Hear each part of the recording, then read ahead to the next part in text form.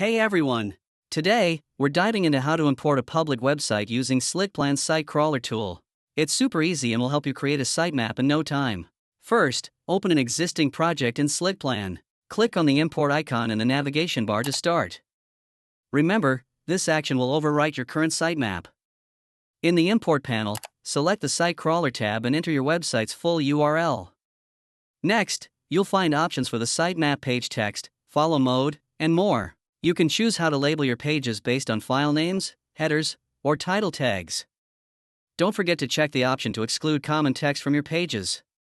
For the follow mode, decide whether to crawl the entire domain, just the domain, or a specific directory path. You can even opt not to follow query string variables.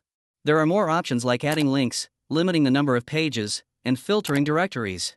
If your site is password protected, enter your credentials here. Once you've set everything up, click Import to finalize the process. And that's it. Now you can easily import a website into your Slickplan project. For more information, please visit our support site. Thanks for watching.